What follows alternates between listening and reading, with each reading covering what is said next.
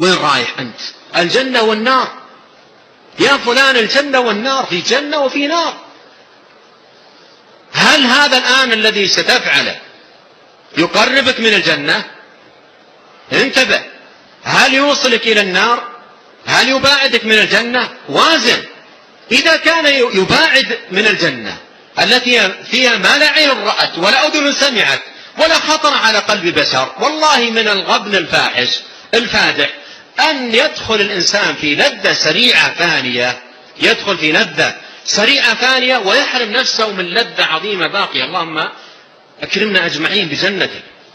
اللهم إنا نسألك الجنة وما قرب إليها من قول وعمل، ونعوذ بك من النار وما قرب إليها من قول وعمل. لو أن الإنسان عندما تأتي المعصية والدوافع لها والمغريات لها يقف قبل أن يكتب، يقول جنة ونار، جنة ونار. أنا نقل لي أحد الإخوة حتى ننظر في مسالك أهل العلم والعهدة على الناقل. يقول الشيخ ابن عثيمين رحمة الله عليه كان جالسا في مصلاه بعد الفجر، كان جالسا في مصلاه بعد الفجر ينتظر الإشراق. يقول فكان مع الشيخ نعاس، معه نعاس ويغلبه النوم في مجلس، وهو يريد الأذكار وورده في الصباح، فكان يغلبه النوم. يقول فسمعته يضرب على فخذه ويقول يا محمد النار، يا محمد النار.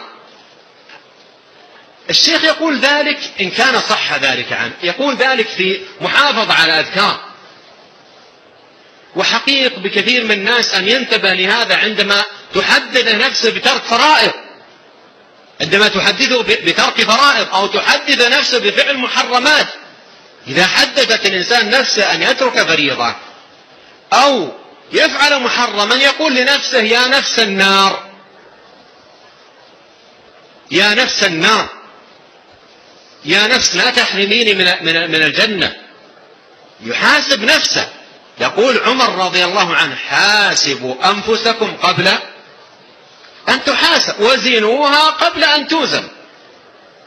اليوم عمل ولا حساب، وغدا حساب ولا عمل. فمحاسبة النفس ومخايسة الأمور حتى يمشي الإنسان في هذه الحياة على بصيرة. فهذه فائدة حقيقة من أثمن ما يمكن أن يمتلكه.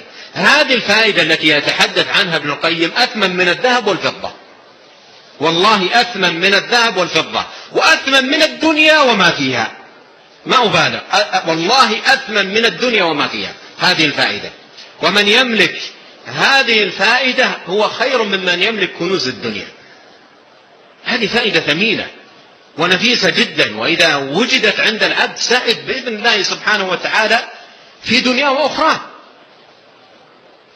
سعد في دنيا وأخرى، أصبح صالحا وأصبح أيضا مهيئا ليكون مصلحا للآخرين. قد قال النبي عليه الصلاة والسلام وهو شاهد لما أسلف لعلي رضي الله عنه لأن يهدي الله بك رجلا واحدا خير لك من حمر النعم. ويقول عليه الصلاة والسلام لا نقول سبحان الله والحمد لله ولا إله إلا الله والله أكبر أحب إلي مما طلعت عليه الشمس، أي من الدنيا وما فيها.